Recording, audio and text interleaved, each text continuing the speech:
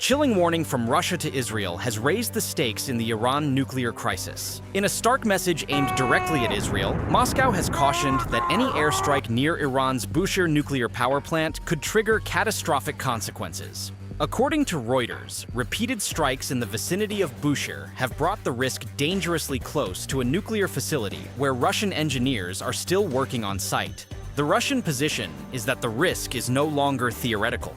Projectiles have landed near the plant during the war, and the risk has risen enough for Moscow to put a public warning on the record. Russian officials described the strike pattern around Bushehr as a dangerous game that could lead to a major nuclear disaster. The language is not hedged. Moscow says Russian experts and civilians stationed at the plant were put at serious risk by Israeli operations conducted without regard for the facility's presence. That is a direct public accusation, delivered from one nuclear power to the most active air force in the region.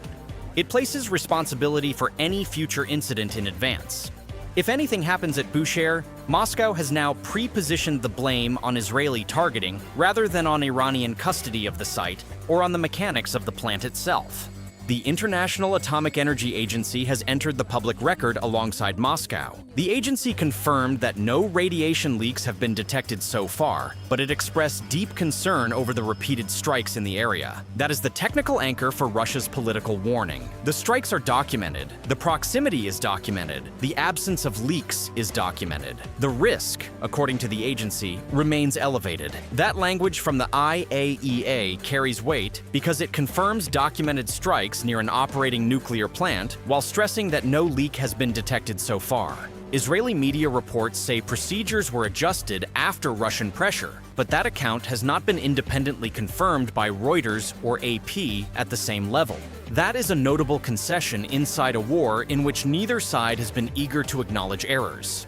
If that Israeli media account holds, it would suggest Russian pressure influenced Israeli planning around Bushehr, and that prior strikes came closer to the reactor than Israeli command intended. The concession is partial, but it is public, and Moscow now has a documented Israeli acknowledgement to reference if the issue resurfaces at any future point in the war.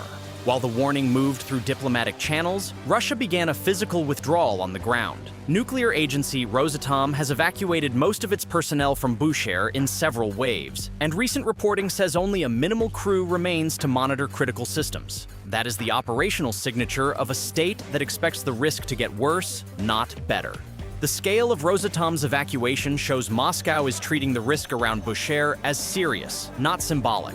The evacuation tells Washington and Tel Aviv what Moscow thinks about the trajectory of the war without Russia having to say it. The Russian move is not only defensive, Moscow has publicly offered a way out. The Kremlin confirmed that President Vladimir Putin has proposed taking control of Iran's enriched uranium as part of a potential peace deal with the United States. The proposal has been shared with Washington and with regional players, but so far, no one has acted on it. According to Kremlin framing, the offer remains on the table. That is Moscow positioning itself as the only external actor with a concrete mechanism to bridge the nuclear gap the Islamabad talks failed to close. It is also Moscow reasserting a historical role as the state that can physically handle Iranian nuclear material. Kremlin spokesman Dmitry Peskov was the voice that put the proposal on the public record. Peskov said the proposal had been voiced by President Putin in contacts with both the United States and regional states. He said the offer was still valid, but had not been taken up. He added that Russia remained fully open to providing any and all good offices that could contribute to de-escalation of the current tensions surrounding Iran. That language is deliberate. It positions Russia not as a party to the dispute, but as a state ready to do the technical and diplomatic work neither Washington nor Tehran is currently able to do alone. The timing is not accidental. The Russian proposal surfaced publicly just after the high-stakes U.S. Iran talks collapsed in Islamabad. The negotiations, mediated by Pakistan, ended after nearly 21 hours with no breakthrough. Reuters reported that Vice President J.D. Vance led the American delegation and left Islamabad without an agreement. Trump placed the blame on Iran, saying Tehran's refusal to abandon nuclear ambitions led to the collapse of the talks. Into that vacuum, Moscow stepped forward with a specific mechanism and a standing offer. The Russian intervention is being presented publicly as a de-escalation track. It can also be read as a Russian attempt to reinsert itself into the center of the nuclear file. is centered on the acceptance of Iranian enriched uranium. Is it still valid? This specific diplomatic proposal was officially voiced by President Vladimir Putin during his extensive series of high-level contacts with both the United States of America and various other relevant regional states in the area. This proposal remains valid, but it has not been taken up. In fact, the Russian Federation remains fully open and prepared. Russia continues to be open to offering its diplomatic services and good offices that would help facilitate a meaningful de-escalation of the ongoing geopolitical tensions currently surrounding Iran and the broader region. Iranian officials, including Foreign Minister Abbas Araghchi, have framed the talks as serious engagement from Tehran, met by shifting U.S. demands, though the specific wording varies by outlet. That framing mirrors Ghalibaf's almost exactly, but from the executive rather than the parliamentary side. The Iranian message is now fully aligned across branches of government. Iran negotiated seriously. Washington moved the goalposts. Islamabad ended without a deal because the American side could not hold a stable position, not because the Iranian side refused to engage. That is the narrative Tehran is exporting to Moscow, Islamabad, and Beijing simultaneously. Pakistan, which mediated the failed round, is urging both sides to keep dialogue alive and to respect the fragile 2-week ceasefire. That is consistent with Islamabad's posture throughout the negotiation. Pakistan is not declaring victory or failure. It is declaring process. The Pakistani position is that the Islamabad round was the first stage of a longer engagement, and that the ceasefire is the scaffolding that has to hold for any second stage to be possible. Every day the truce survives strengthens Pakistan's case that the channel is still viable. Every day it breaks strengthens the argument that diplomacy has already failed. Russia is now publicly offering itself as the only external state with the technical capacity and political posture to defuse the nuclear file. Moscow has a working nuclear relationship with Tehran through Bushehr. It has historical expertise in handling enriched uranium.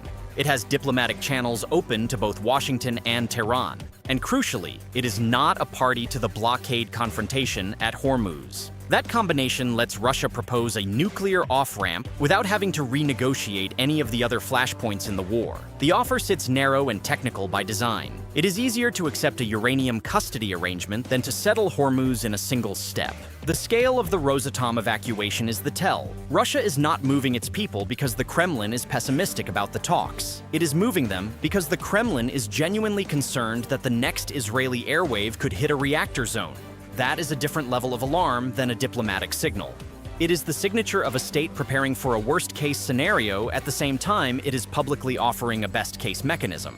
Both tracks run in parallel inside Russian policy. Evacuate the workers, table the uranium proposal, wait to see which reality the rest of the region delivers. The conflict, which began in late February, has already left thousands dead and shaken global markets. Iran has effectively tightened access through the Strait of Hormuz for weeks, disrupting commercial shipping and helping drive energy prices higher. That is the economic backdrop against which the Russian proposal is being read. A uranium custody arrangement that stabilizes the nuclear file would not resolve the Hormuz confrontation, but it could remove the component of the war that has the highest potential for catastrophic escalation. That is the trade Moscow is quietly offering. Deal with the nuclear file through Russia, and the rest of the war becomes easier to contain. So the week closes with Russia in a position it has not occupied since the war began. An evacuation in motion, a warning to Israel on the record, an IAEA statement of concern in the public file.